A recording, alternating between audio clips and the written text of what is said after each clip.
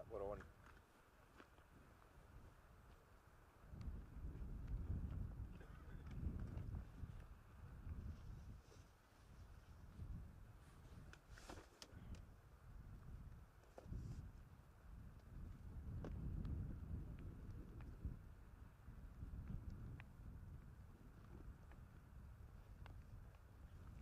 And we're on YouTube.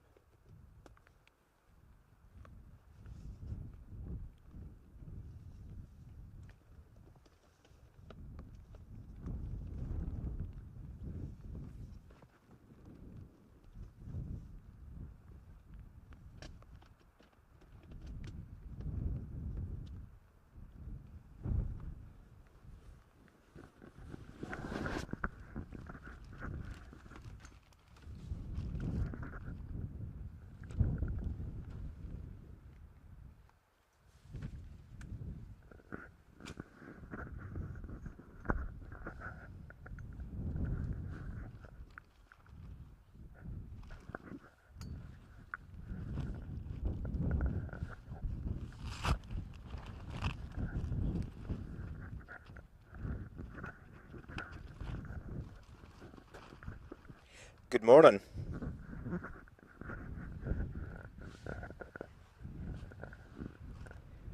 If you can hear us, just give us a little thumbs up there.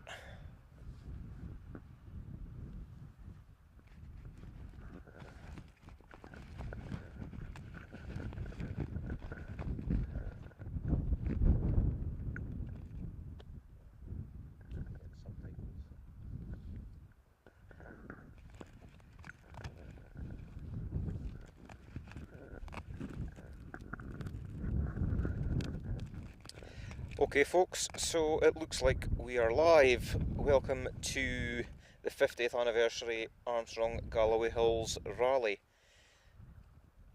This is Scottish Rally TV, and we've got the misfortune of having me, Neil Shanks, along with Robert Beck, and we are approximately a mile and a half from the end of stage 1.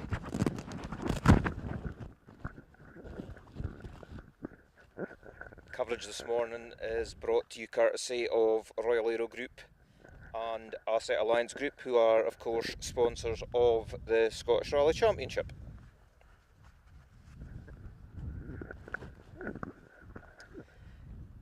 Our other commentator was a no-show this morning, so you're stuck with me, I'm afraid, and I'll try no and bore you for the next hour or so. First car is due into the stage in around about 2 minutes. We haven't had the zero car past us yet. Looking at the tracker, I can see the cars waiting at the start of the stage. So it could be another big day for David Bogie.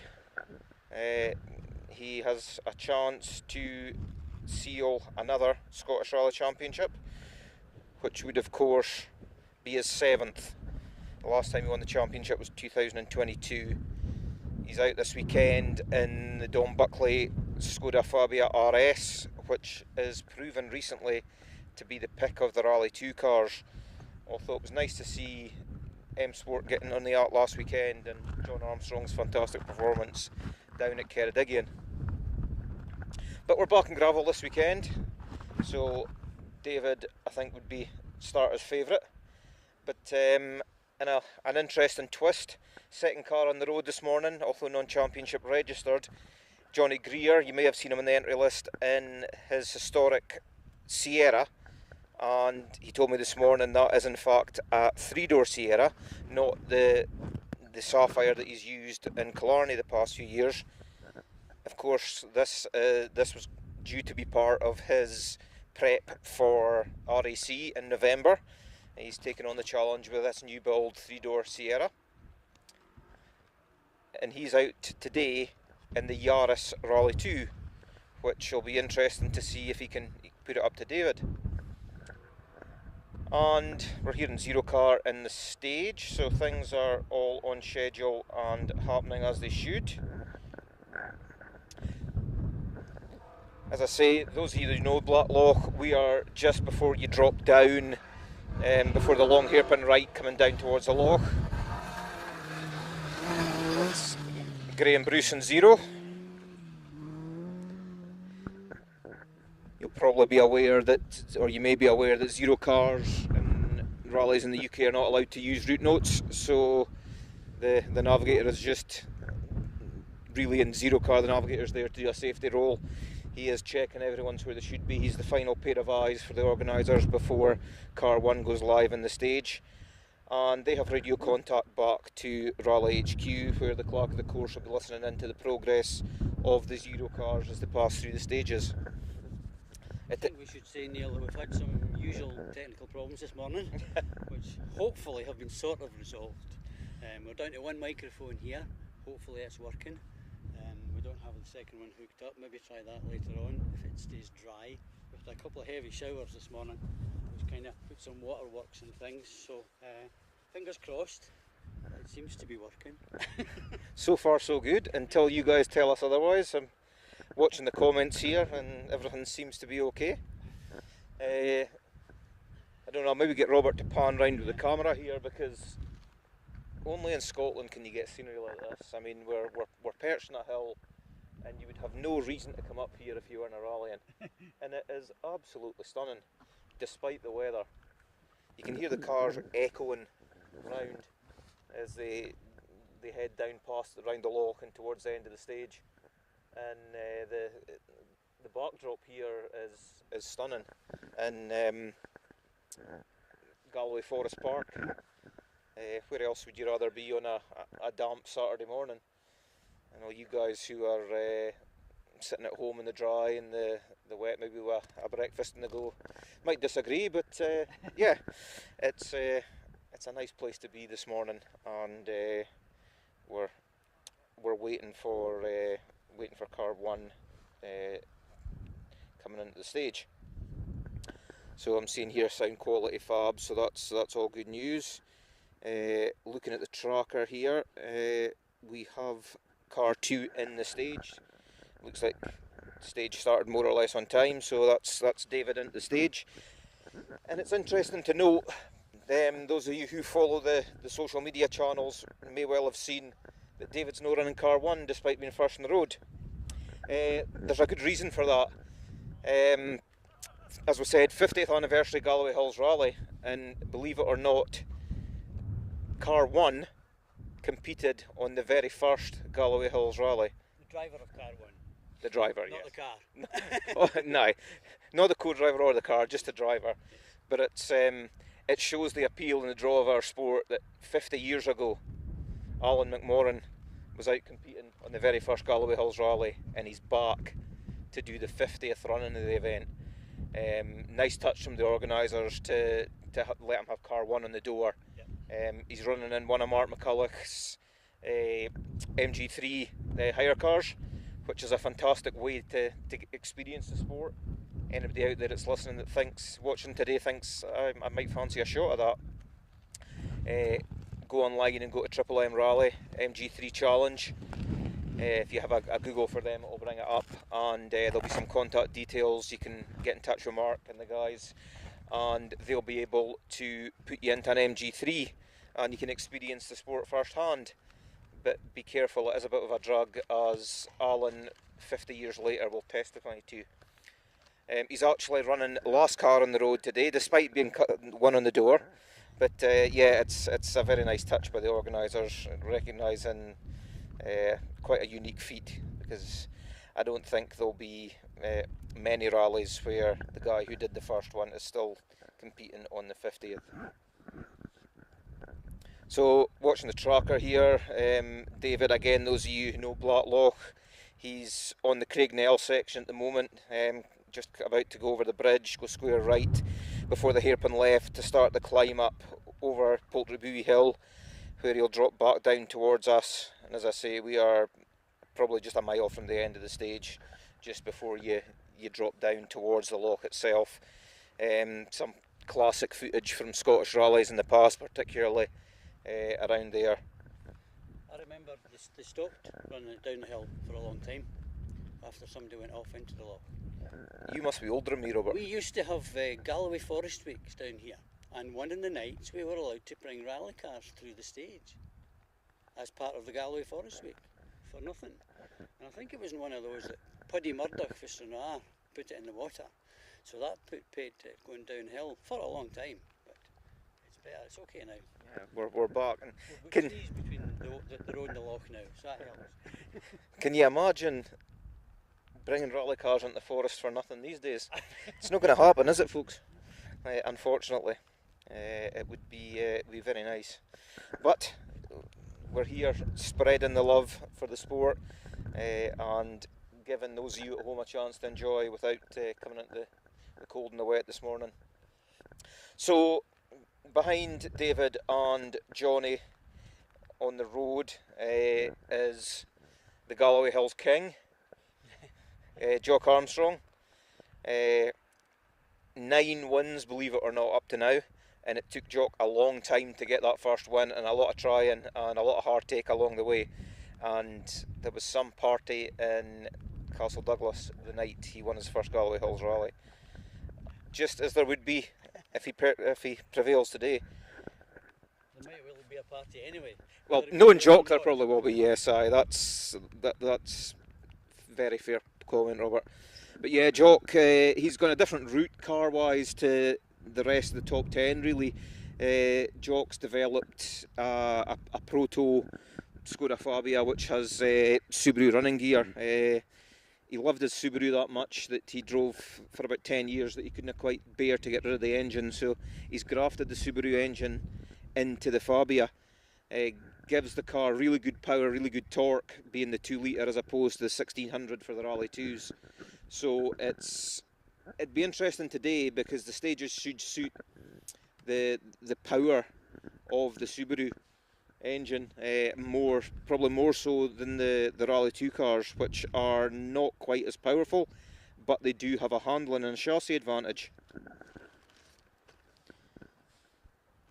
I'm just checking the tracker here, but there's looks to be a dead spot as you climb over the hill, because it would look, if you were looking at the tracker, like all the cars are stationary together, but that's not the case, because in fact we can hear car 2, the Fabia of David Bogie and Kirsty Riddick, we can hear them approaching us in the distance here.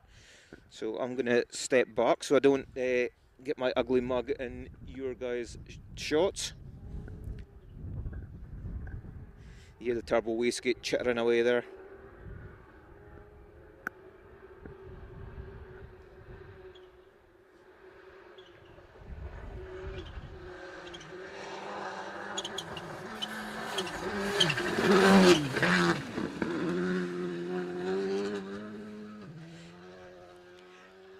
I didn't want to disturb the noise as he came past there, but yeah, he's pretty well committed down through this section. All downhill through the right hander and a little bit of a dip, crest the rise here, then slightly downhill before a long left hander where you really keep the nose tucked in. I've got the watch on them for splits here, so I should be able to give you an idea who's on the pace.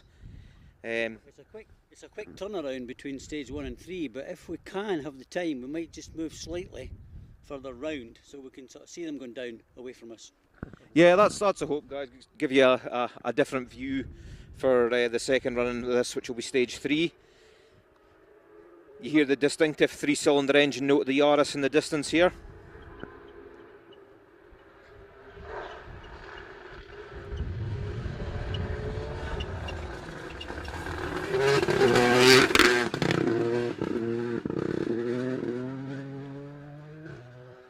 Yeah, there's not much between them. I've got David just about a second and a half up. He was possibly slightly more committed just over the crest and not quite as tentative into the corner there, but there really wasn't much to pick between them. This stage is just under 7.9 in total, so probably about 7 miles to here-ish. Yeah, I would say so. So that gap is indeed nothing in the time, and I'll be keeping an eye on the times as they come in, the official times as they come in. They're available at rallies.info. And in fact, David has completed the stage 7 minutes 18 seconds, so good average speed here. As the next car is Jock Armstrong, along with Owen Patterson, who's an MSA UK Academy member.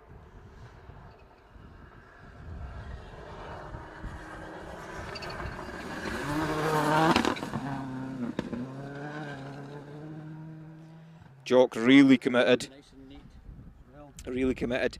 He's another couple of seconds down on Johnny there, so there's no big gaps here, which is perhaps surprising given the form that David's shown so far in that Fabia. But we do need to remember that a top 5 finish is good enough for David to clinch the Drivers' Championship today. But we should also note that the Co-Drivers' Championship won't be sealed today. Kirsty didn't do the first round of the championship with David, so she is still battling really with probably Michael Henry, who is next with Mark McCulloch for the Co-Drivers' Championship.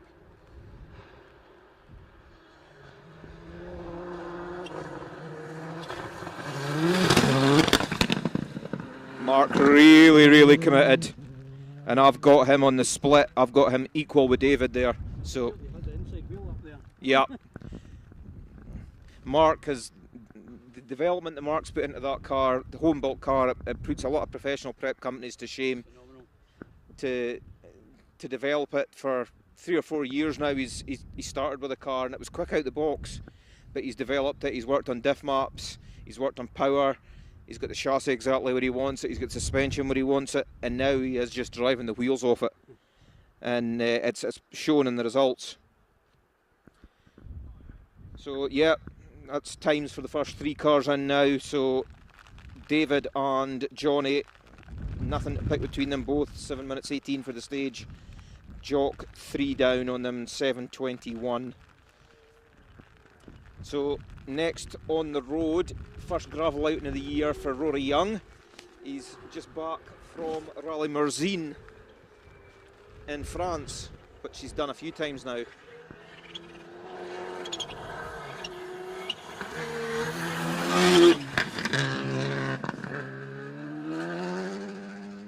Yeah, Rory, you can see he's bedding himself into the car there. He's not as committed on the throttle as you would expect. I don't think he's probably had time to do a test, so this is probably the first time he's driven the car on gravel. So it's no surprising that he's probably just erring on the side of caution. First Fiesta of the weekend, Steve Petch.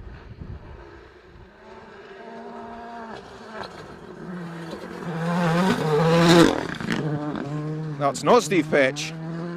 That is a very late entry who I didn't even know was here. That's Kevin Eves from Northern Ireland, and that is mega on the pace. That is about 4 or 5 up, and he certainly looked committed there. Kevin has done the Irish Tarmac Championship this year. I've competed against him. We had a good battle with him in Donegal this year, and believe it or not, the last weekend was his first time back on gravel in about 10 years, and first time on gravel in a 4-wheel drive car when he competed in the Lakeland stages in Northern Ireland, and he finished on the podium. And he certainly looks like he's carried that form in this morning, because that was an impressive time. Speaking of impressive times, Mark McCulloch, 2 quicker than David and Johnny, so that's an impressive start for Mark. It's nothing that's unexpected, but let's have a look once Kevin's time comes in there. Kevin and Chris Melly really did look on it past us there, visibly the quickest so far as the rain starts to fall. This is Steve Petch and Michael Wilkinson.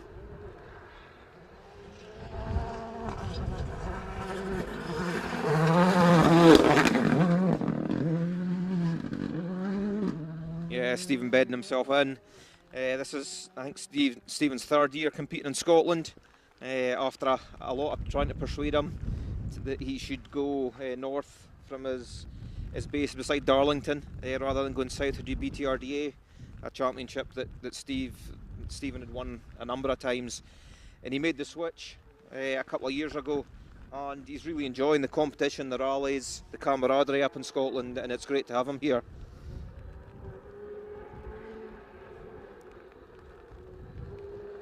Another Fiesta, Ian Forgan with Chris Lees.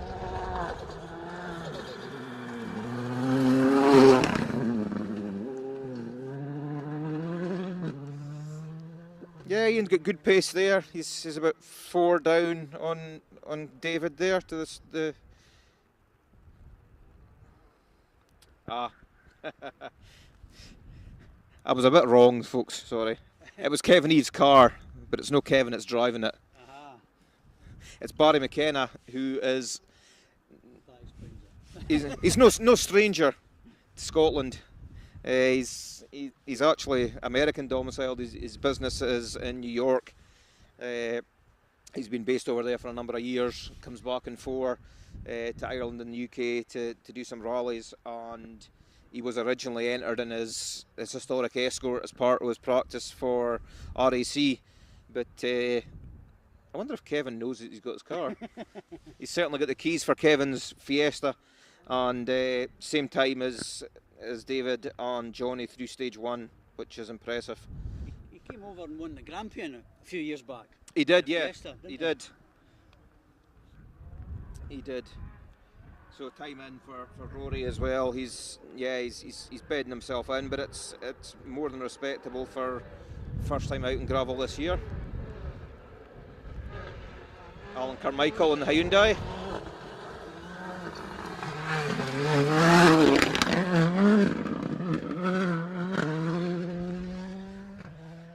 Just by getting here, Alan's already up on where he was in Ceredigion last weekend. He'd an unfortunate and rare mechanical failure right off the start line of stage 1, which was a little spectator stage through Aberystwyth, and unfortunately did enough damage that they couldn't restart. So he'd a very short outing last weekend. So he's another guy he's stuck in a late entry for Galloway Hills, and it's good to see him here.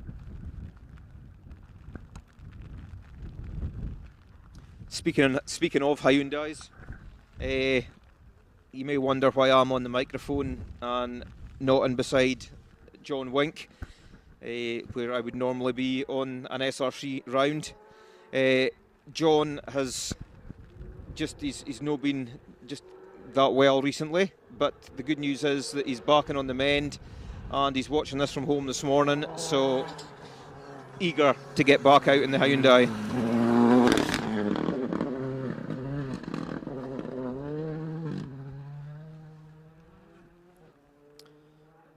That's John Crawford and Josh Davidson there. John just drifting a little bit wide on the left hand as went out of shot. He heard it to get out the throttle there. The camber of the corner and the exit will push you out towards the edge of the road, and there is a drop off on the edge there, so he had to get out the throttle to make sure that he emerged on the right way. So yeah, it's those top 4 times don't look like they've been challenged at the moment. Angus Laurie really committed down through here.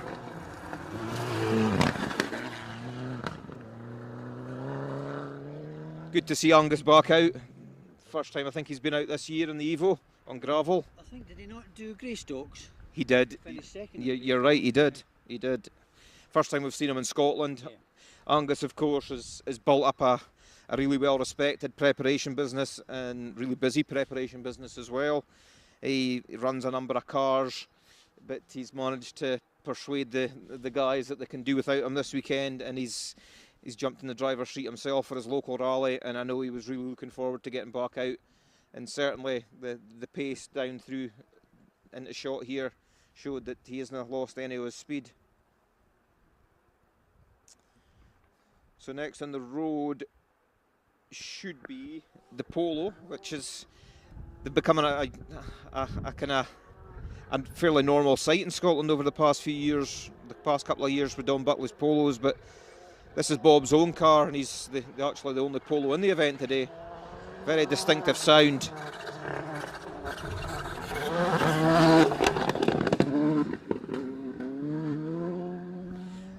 Bob with Nicky Addison alongside. Nicky has been really busy this year, co-driving wise. She was out in Ceredigion last weekend, a fantastic result with Megan O'Kane, who's former SRC ladies champion, of course. They had their first overall junior BRC podium last weekend, which is no mean feat on an event as tough as Ceredigion, especially in what is now some fairly dated machinery. But I'm definitely going to be quiet for this next, but I'm not going to speak until it goes out of shot. Listen to this.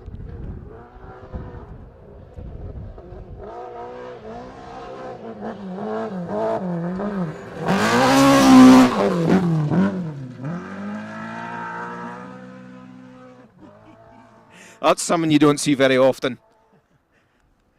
An E30 M3 on the loose. We spoke earlier about RAC preparation, and I'm not sure if that's Marty McCormick's chariot for the RAC or whether he's going to wheel out the Escort again, but I would have a sneaking suspicion that he's planning using the BMW, and it'll certainly be popular with the spectators. That unique engine note, 2.3 engine, it says it running period. Probably the most famous M3 on gravel. Remember Ari Vatanen did 1,000 Lakes, and he was sponsored by the Finnish Milk Board, believe it or not.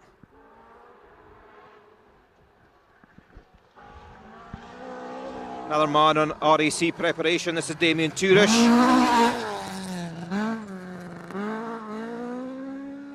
Really carried good speed through the left-hander down there. Didn't waste anything by throwing it sideways and scrubbing and speed off. So. Did Damien do the Scottish this year? Did he come over and do the Scottish? I believe he did, Robert. Yes, He's well up in that. He was mixing it well, guys. Yeah, I mean, there's a lot of the Irish guys. This is coming into the traditional gravel season in Northern Ireland. They're preparing for next week's Bushwhacker Rally, the 50th run of the Bushwhacker, and to mark that 50th anniversary, they've decided to do a couple of night stages, a bit similar to what we did to mark the 25th run of the Speyside. So it's very rare these days that you get to come play in the woods in the dark. So everybody takes the chance that when they get it. And speaking about nice engine notes, I'm going to be quiet again.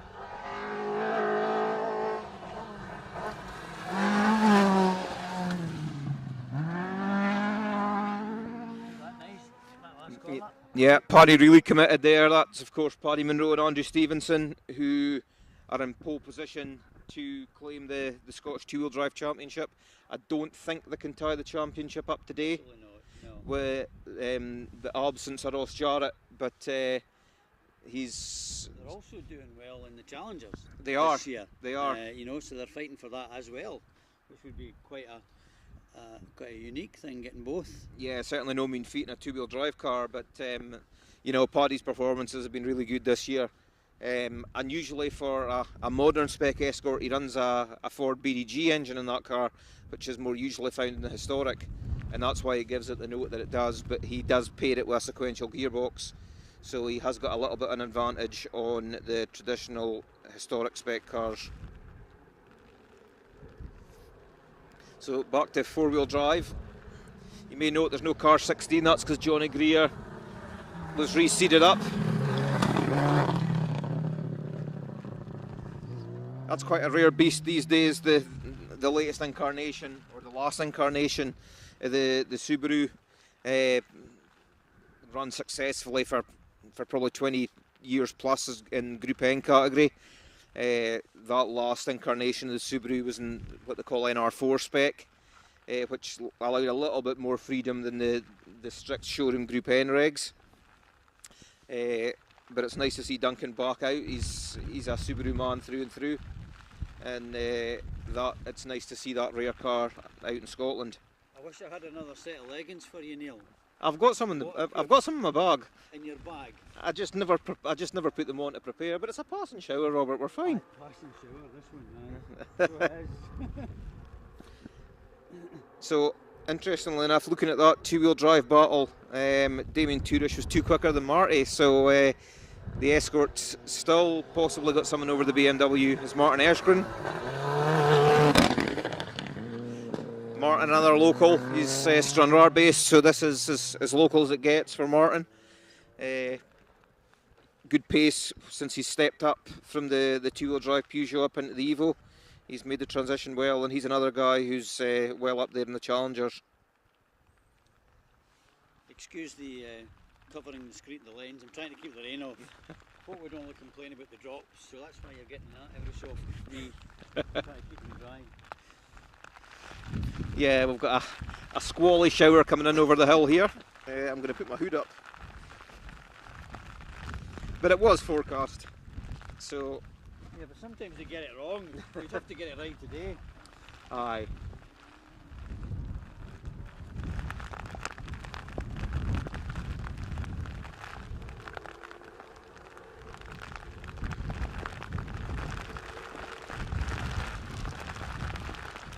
Now, man, it's made a long journey to come here, first time in these stages.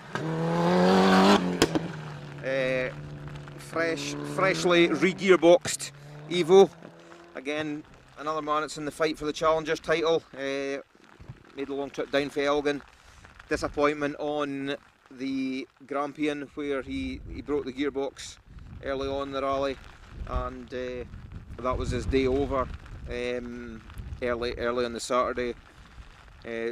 Managed to, with the support of a lot of people round about the rallying community, the budget was kind of spent for the year, but because he was in contention, he's managed to get here, thanks to the support of a lot of the rallying community and some of his competitors even, which is the great thing about rallying. So it's good to see Brett and Barry here, and quite rightly he was probably taking it quite cautiously. As I say, first time on these stages and they are difficult. Back to the Rally 2 cars now, or the R5 car this one is. Stuart Irvine and his ex-Craig Breen Hyundai.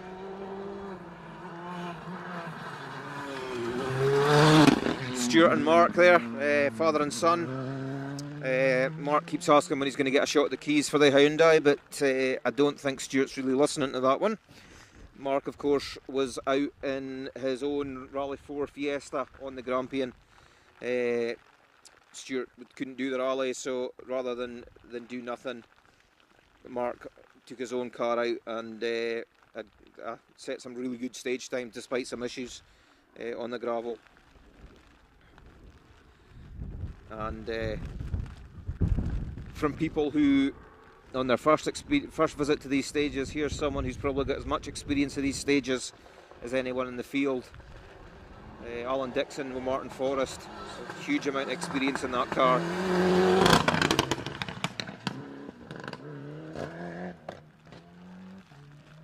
Alan, who's kind of done a mixture of BTRD and Scottish Championship events this year, just picked and chosen the events that he fancied doing.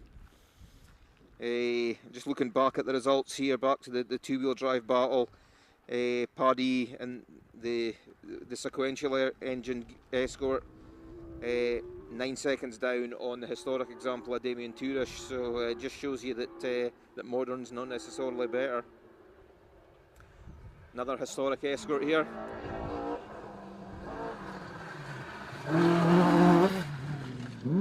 This is a guy who's not got a huge amount of experience, but he's going very quickly. Matthew Stroud with Josh Carr alongside. Josh is a fairly demon pilot himself, but with the costs of competing in the sport, he's had a year out of the driver's seat, but he's given the benefit of his experience to Matthew, who's, as I say, fairly new to the sport, but setting some really good times.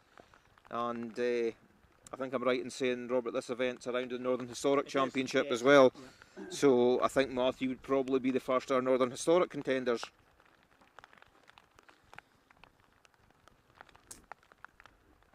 So yeah, I mean, the 5 cars I'm looking at on the entry list here just shows you the variety you get in rallying. So we had the Irvines in their R5 Hyundai, Alan Dixon in his Evo, Matthew Stroud in his historic Mark II. Now we've got Chris Reed and Andrew Smith and another big 3-litre BMW M3. Chris has done a lot of rallying over the years, but it's taken a break fairly recently and just came back with the BMW. And interestingly, Chris and Andrew are business partners. They have a whisky bottling business. and they tie that in to the rally team as well. So if you have a Google search, and I think I'm right in saying that the name of their business is Little Brown Dog. If you search on Google there, they've got some nice and rare bottlings. They do whiskies, they do gins, they do other spirits. They're getting a good reputation in the world of whiskey, and they've won some awards for their independent bottlings, which is good to see. Chris, based up in Inverurie, so he's just right on the edge of whiskey country. And then continuing the variety, we've got a front wheel drive Civic here, a man who's fairly new to gravel rallying, certainly this year.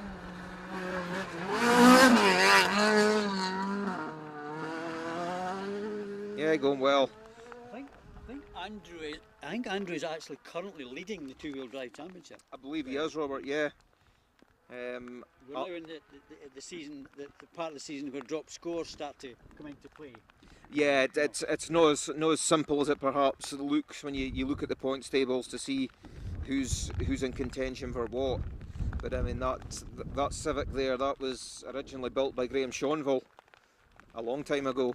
So the car's been rallying for a lot of years and still looks really modern, and it was quite cutting edge at the time. So it's nice to see it still competing, and it's certainly still competitive. And yeah, he's been able to get it reliable in the woods and whatever. He has, yeah. I think G&M, who sponsor the two-wheel drive championship, actually run Andrew there. Yeah, so I'm sure they've had a lot to do with getting that car reliable.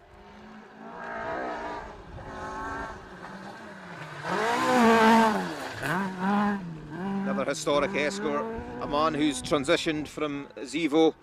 Didn't have the Evo long. He was in his MGZR for a lot of years, then went into the Evo for a couple of years, but decided the lure of rear-wheel drive was too strong to ignore, and I believe that's a historic spec car. I think so, yes, I think so.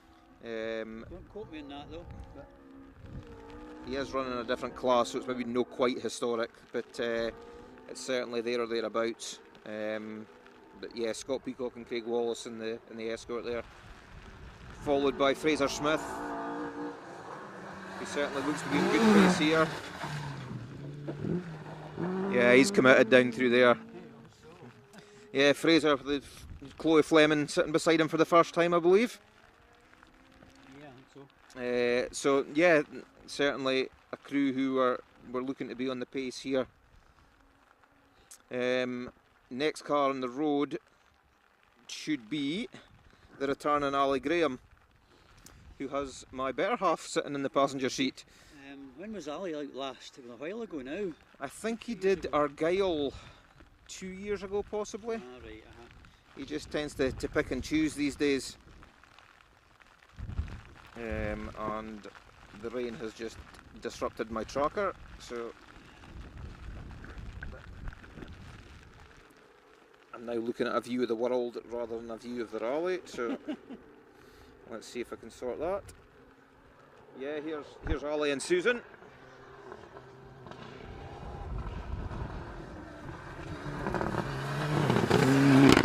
Yeah, you can see Ali there just moving the car around to feel comfortable underneath him, just lack of seat time really. So he's wanting to keep the car moving, keep it dancing, so he's ready for to change his direction, which is a sensible way to go about it when you're just trying to get back into the swing of things.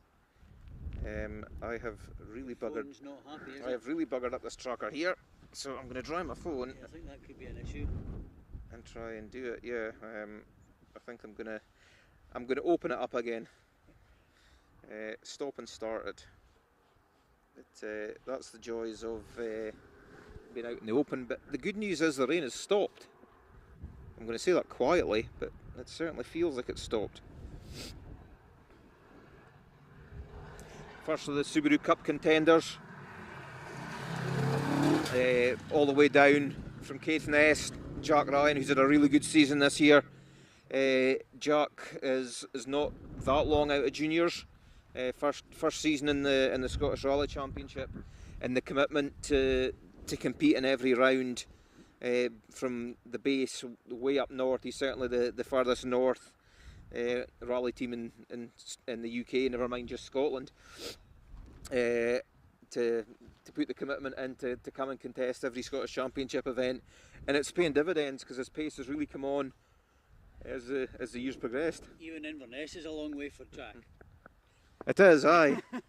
and speaking as someone who's based up north myself, I can certainly appreciate the effort and the time involved in travelling to these events. So Jack, with the experience of Robin Nicholson beside him, he's really made his mark in Scottish gravel rallying this year, and he's probably looking favourite for the Subaru Cup. Yeah, absolutely. Yeah.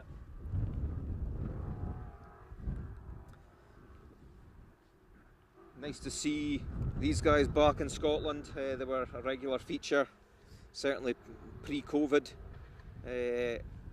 Paul Makerlane and Niall McKenna really love competing over in Scotland.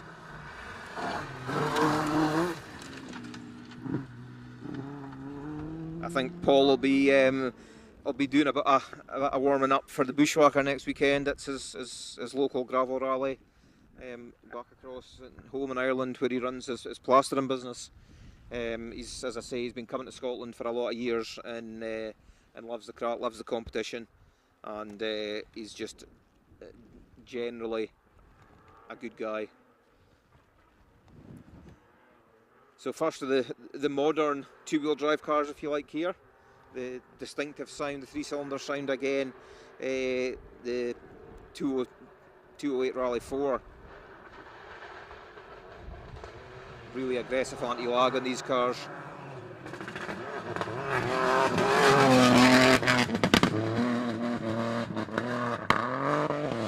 Fantastic packages.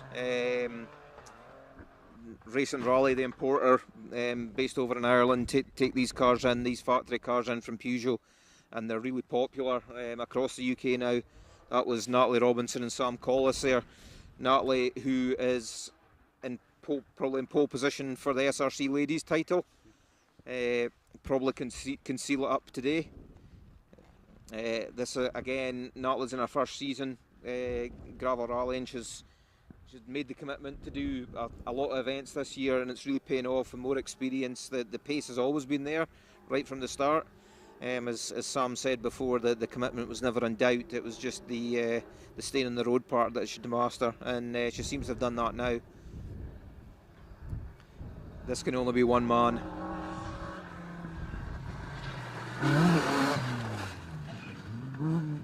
The famous red stripe, a banner. Steve with Carl Atkinson alongside, another historic spec escort. Steve just recently, he's another man who, much like Alan, celebrated 50 years in rallying. He'd a function to mark that milestone not so long ago, and the great and the good of, certainly in particular, Yorkshire rallying were in the room, and I don't think you'll ever have another gathering where there's more experience and more rallies contested and more rubbish spoken, probably, in one evening. Another of the historic escorts, this one a bit more local. Donald Peacock and Mark Roberts.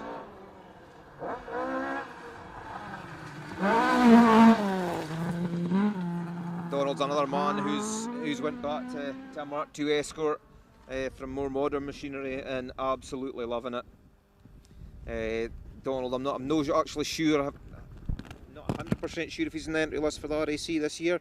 Well, he was intending to do it. Okay. I don't know if that's still the case, to be honest. Okay, so he certainly did it 2 years ago and had a great result and loved it. And I was trying to persuade him to put the car in the container and take on the Silver Fern. But Ruth didn't seem just quite as enamoured with that idea as Donald did. I can't understand why. A wee attempt to try and block out some water here.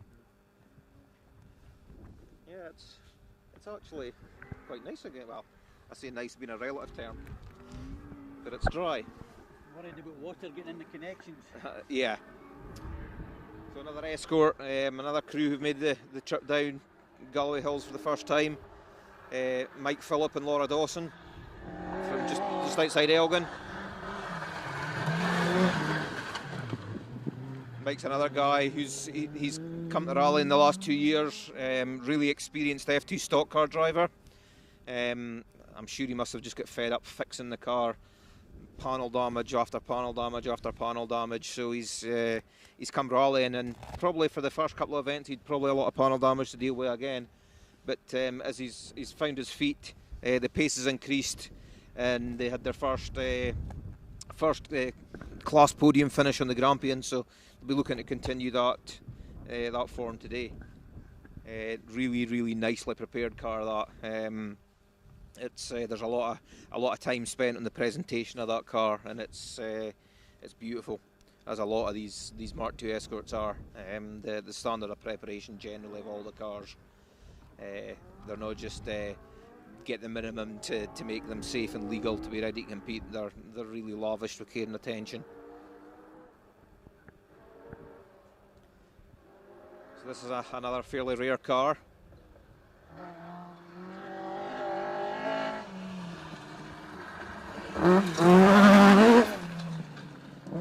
Those of a certain vintage will remember a certain Murray Grierson Esquire in a car that looked similar. Had some really good results in Scottish Championship. Probably won the championship in that car, did they not? I'm bowing to your superior knowledge here, Robert. I think he did. Roger Anderson co-drove for him. Yeah. And certainly Roger. I'm sure it was that car they won the championship in. But it was an epic car. Yeah, it was. I think the shell of that car was built by Safety Devices here in the UK, who are the roll cage manufacturer, but for a time they were a preparation firm as well. The car that Murray had, I'm sure, was South African built, and it was a real weapon.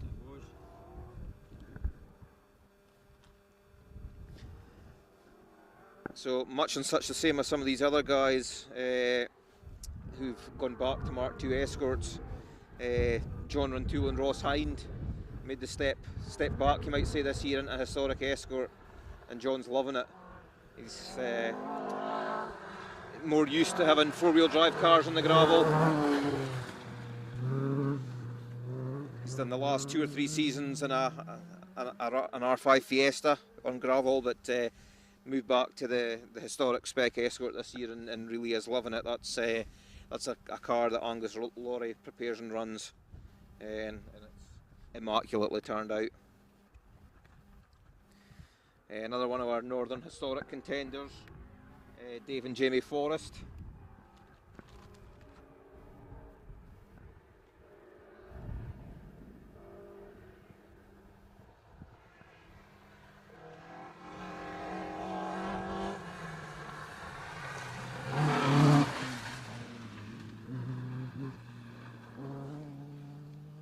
Yeah, pushing on there, so let's have a look at the leaderboard, see if who's slotting in where.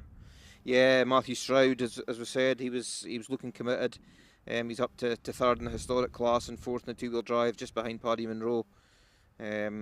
Such is the pace of these historic cars that in amongst all the four-wheel drives, the Rally 2s, the R5s, Damien Turish, who's leading two-wheel drive, is 9th overall, which is fantastic and shows the pace.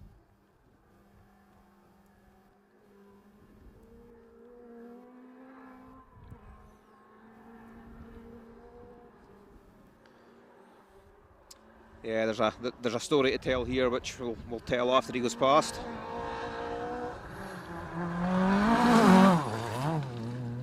That's really committed. Really committed. Niall Cowan with Gail White there. Those of you who watched the M Sport YouTube documentary on the WRC team last year will be familiar with Gail. She featured in it a few times, and she's doing a bit more co-driving this year alongside our work commitments at M Sport.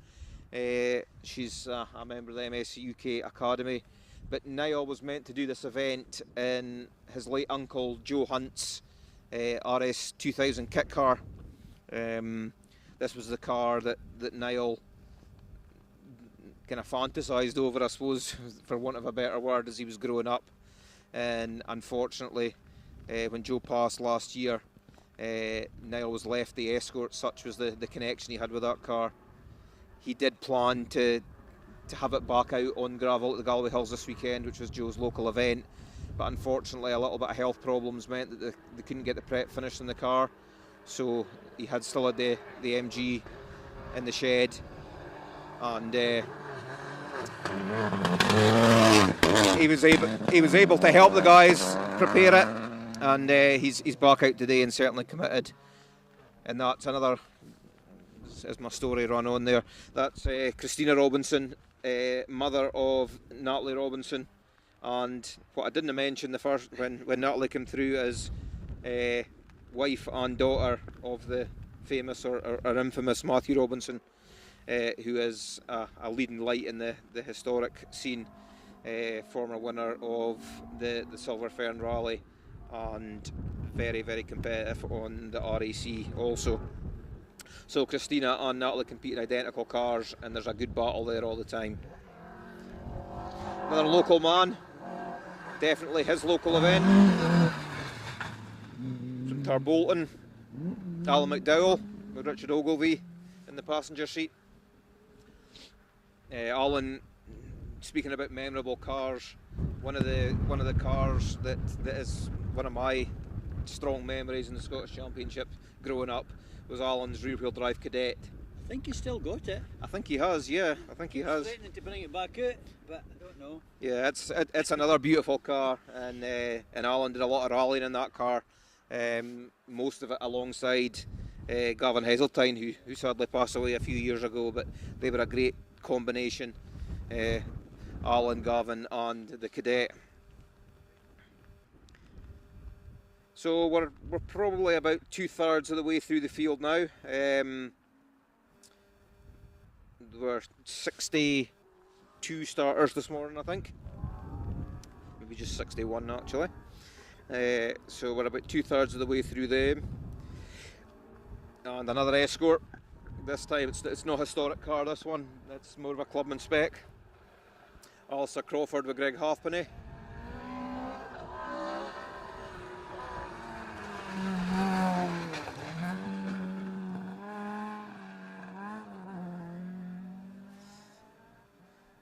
And it certainly sounds like Alistair's getting caught here.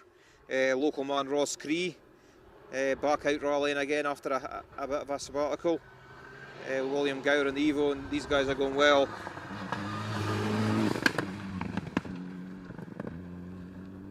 Certainly carrying the speed well through there. Well, you wouldn't know he hadn't been in the forest for a long time, would you? No, certainly looked good past our cameras there. He was always quick. He always was quick in an Escort. Yeah. And of course he's been busy building Skodas and VW ups and all this kind of stuff for his daughter, Lucy. Of course, yeah. Next round of the Junior Thousands is next weekend, the McRae Challenge at Knockhill. There's a senior event and a junior event. The Junior Thousands, for those of you who don't know, very strictly controlled, 1000cc front wheel drive cars, more or less standard with the safety features. Very limited modifications allowed. Everything that's allowed is geared towards safety, and real close competition. And the Junior 1000 concept has been fantastic for rallying in the UK. There's been a lot of the guys who are competing at the top level now have come through the Junior 1000 Championship. Probably most famously Chris Ingram, European champion. So yeah, but I bet when Chris started off as his first event in a Junior 1000 car, he never thought that he would get to the stage where he was a works driver and won the European Championship. So there you go, folks. Dream big, start early, and kids out there, go and pester your mum and dad to get you a Junior 1000 car.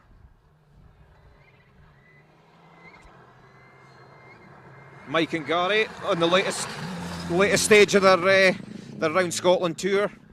Their in-car is unique. Their note format is all their own. I'm sure they've got the piece box in the back with them. They really do enjoy their day's sport. it's all about the crack and the camaraderie for Mike.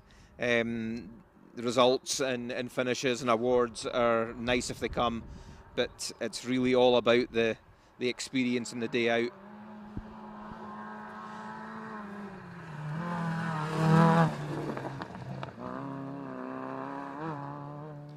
First of our MG3 Challenge cars there, and another Scottish Rally in Dynasty, son of ex-Scottish champions Andrew and Anne Wood. Robbie, first year in rallying, has taken it like a duck to water, and particularly to the MG3 like a duck to water. He did have his own MG ZR. At the start of the year they were having some bother with it. Decided to hire the MG3 for one event. Saw the benefits of being in a really strictly controlled championship, let him develop as a driver, so they went and got their own car, and Robbie's now leading the MG3 Challenge, I believe. You can see how quick those things are. I mean, downhill especially, you know, they're really committed.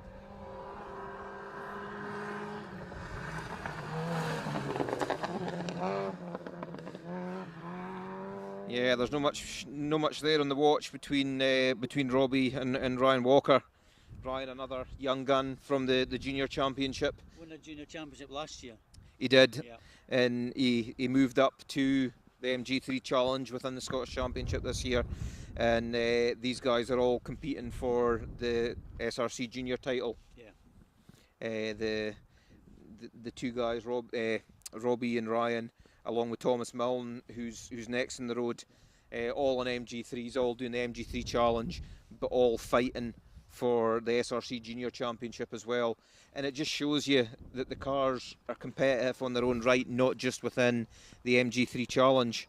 So it's good. It shows you the potential in these cars being so strictly controlled and being able to be built on such a tight budget. That really is a fantastic concept.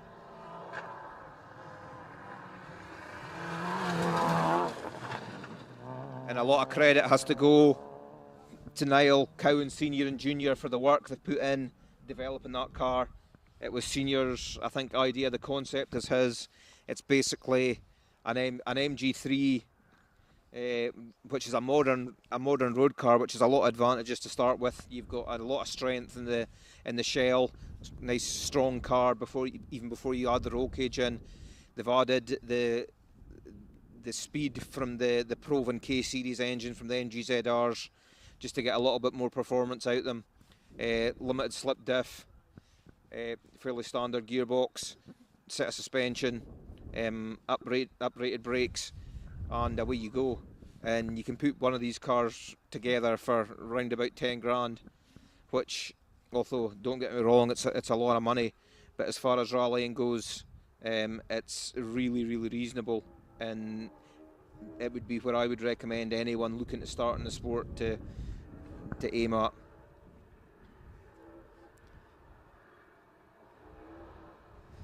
Another man making his first experience for a while in a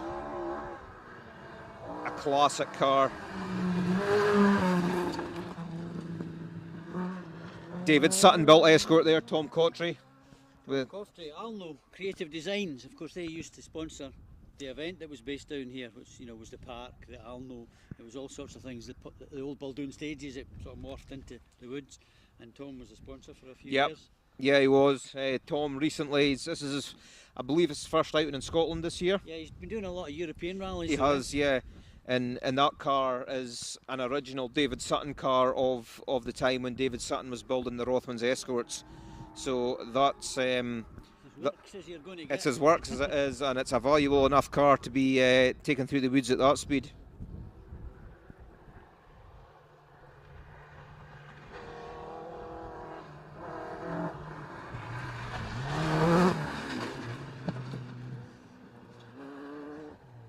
Another local man running slightly wide there, William Pollock, who owns a transport company. Yep, he does, right. Based locally. Yep, based just outside Cumnock.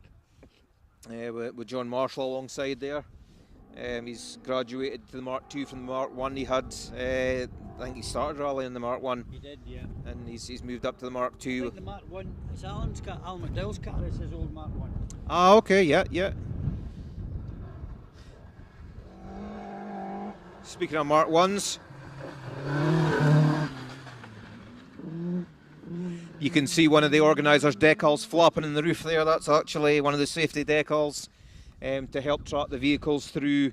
This rally uses a sticker on the roof where they have the previous car number and the sequence number into the stage. But the rain's got to that one, and I don't think that one's going to make it to the finish line for the marshals to fill in. But Craig Gibson with you and Lee's alongside you, and brother of Chris, who's in with Ian Forgan this weekend, and also does a lot of rallying with David Henderson. He's actually doing RAC with David Henderson. As you can see, RAC is quite a common theme as we get to this time of the year. It's a lot of people are preparing for that now. But Craig come back to rallying this year after a couple of years away, and really first time in the gravel. Speyside this year was I think his first ever gravel event. He'd done a couple of gravel tests, but he'd been more used to doing tarmac single venue events. So he's taken to the gravel like a duck to water and loving it. Struggled a bit on the last round of Grampian. The conditions didn't really favour him, but he's going well today. So we're now back into the MG3s. Another couple of them.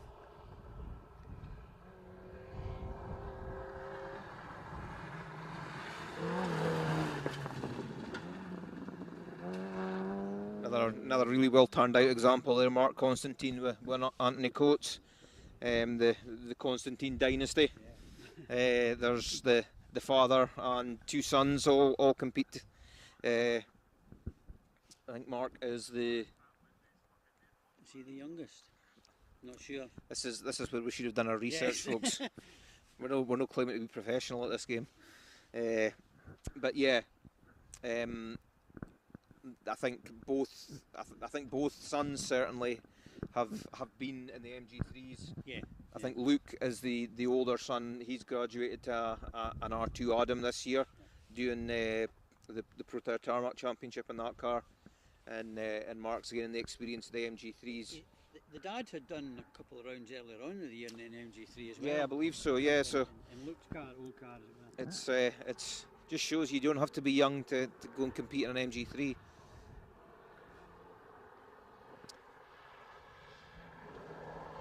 Oof, commitment. Just got a little bit wide onto the loose gravel. That's Lachlan Hunter, who's another graduate of the Junior 1000s. He did just let it drift onto the loose gravel on the exit of the right-hander coming down there, and the momentum carried the car a bit wide. You've got to keep these cars in the clean line. The faster Subaru behind here, Mike Grant and Graham Kelman, another Subaru Challenge crew. Kachin, Lachlan and Richard.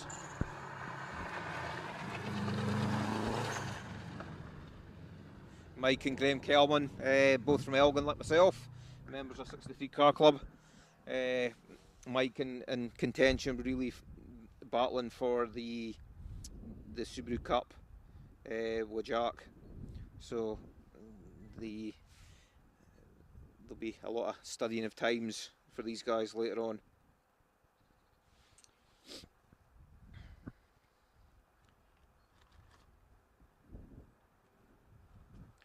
So I think we've got 11 cars left for stage one, folks. We've got some times in for stage two now, and David, who was obviously bedding himself in on stage one, has blitzed everyone in stage two.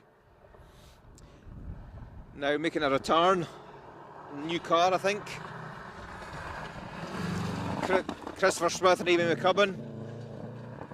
Christopher competed last year in a Corsa, yep. 1400 Corsa, so he's made the step up to four-wheel drive Subaru for this year, and I believe that's his first outing of the year.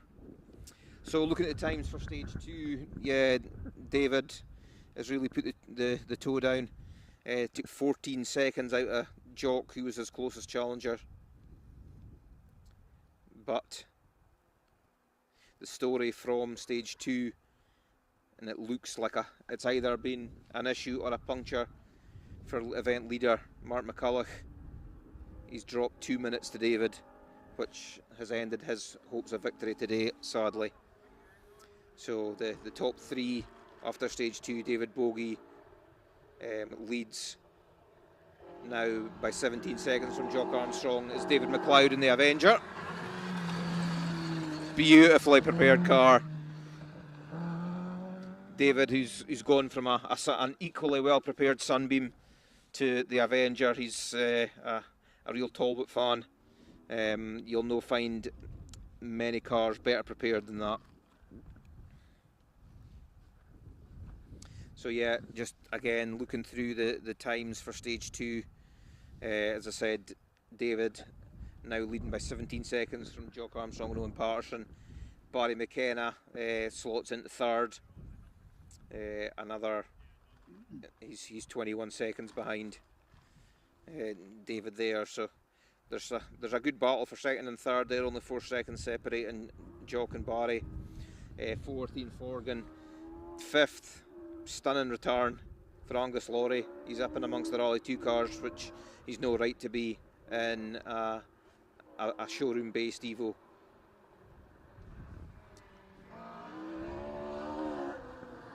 Duncan Ferguson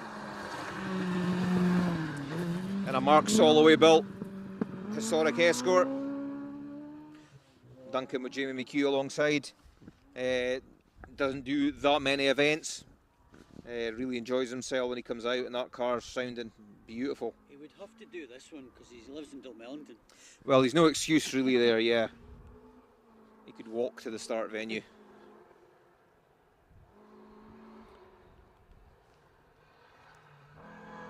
BMW compact here. Commitment over there. Really going well. Chris Rankin and Alex Knight. Chris is Mickey Rankin's brother. Mickey Rankin is a notorious Dumfriesian or South West Scotland person. Everybody knows Mickey. Notorious. That's how you want to be introduced, folks, and the notorious Mickey Rankin.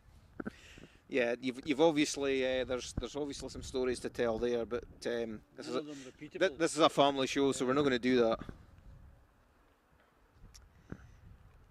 I think we should also say that normally we've been attempting to switch cameras, you know, to have more than one, put some results up, you know, these kind of fancy things, but we can't do that because Chris, who's the guy who's been doing all that for us back in his house, is actually down today helping us with the filming of interviews and whatever, because we're very, very short of bodies.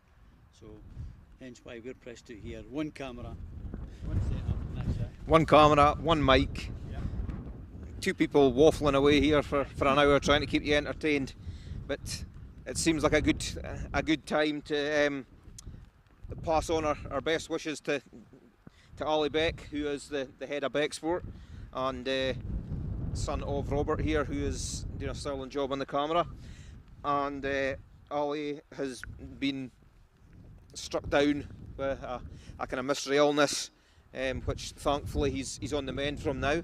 He was actually threatening to make an appearance at Dunmellington at some point today, so He might do that. if anybody sees him, tell him that he's strictly on a time limit and he's not allowed to do too much. But yeah, get well soon, Ali.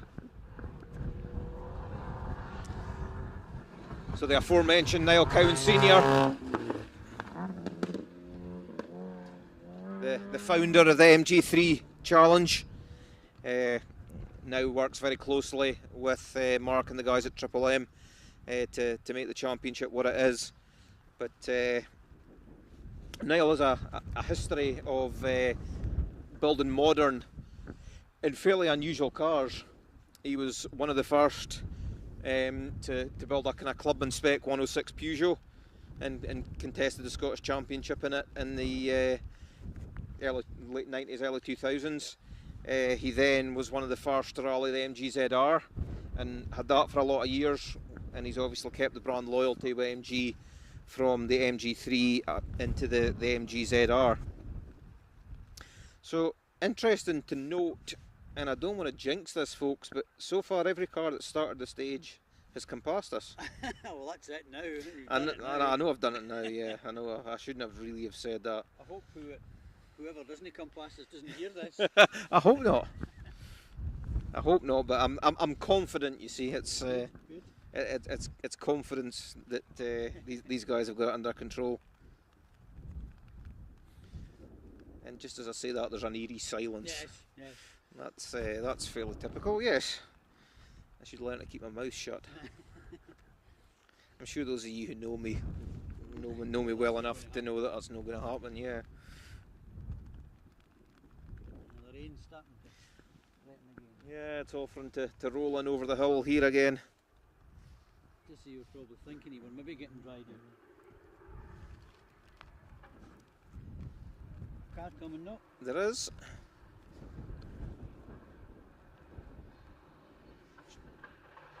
Should be George and Jocelyn Bryson.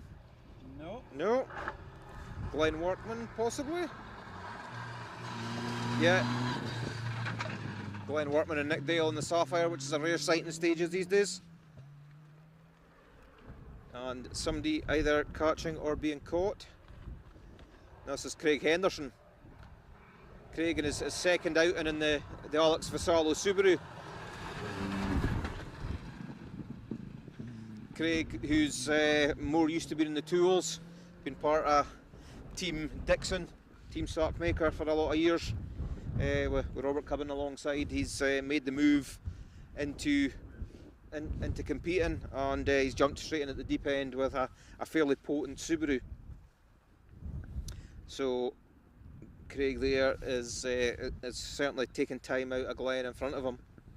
So it'll be interesting to see how close they are at the end. The Brysons then? We are. Just as I said that, George and Jocelyn Bryson should have been behind Neil Cowan on the road.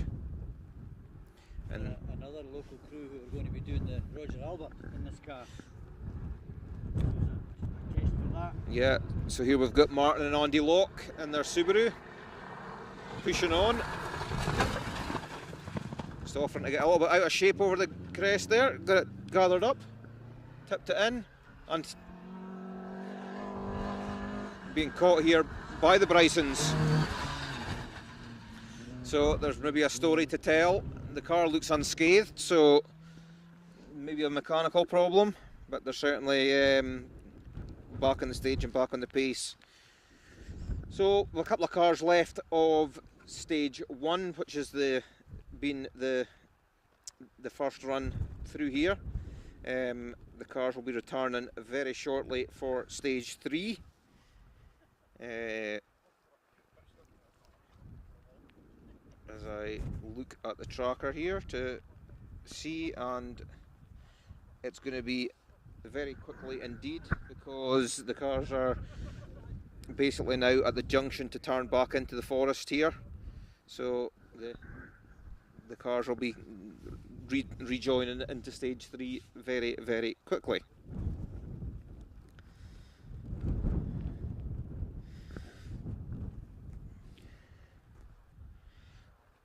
So we are waiting for, as I flick through my entry list once more,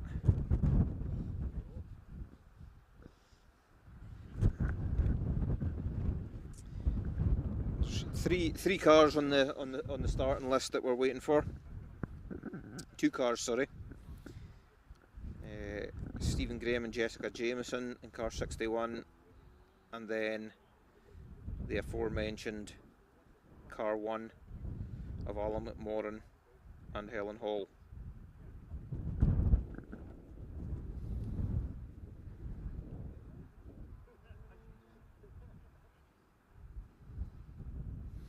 So yeah, just looking at the times there, we saw Craig Henderson catching the Sierra in front,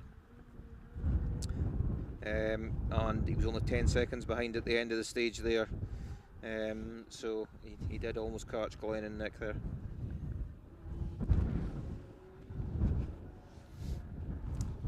This is Stephen Graham and Jessica Jameson in the ST Fiesta. Another Angus Laurie prepared car. Stephen may well be his first gravel event. Yeah, I think it is, yes. Aye. Yep. He used to co-drive in the 205s a few years ago. Okay. I'm trying to think who it was for. I can't remember.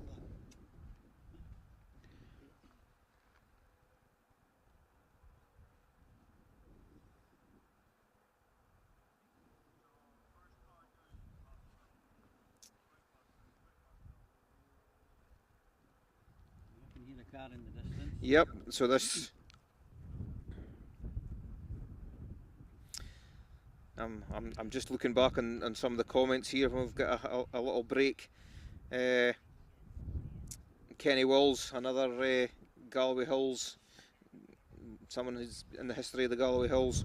St Chris Rankin is Mickey's nephew. Oh, sorry, nephew. Never let the truth get in the way of a good story. And then Helen, i.e.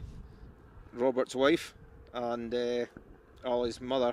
Ollie's in negotiations with his mother about a trip to service. We shall see. Well, Ollie, I'm not sure that's looking good. So here we go. The man himself, Alan McMorran. I'm sure it'll have been quite a thrill to come out and see that car number one. Just after 50 years to make it to car number one. I'm sure he never thought it would happen, and he's certainly going to enjoy his day.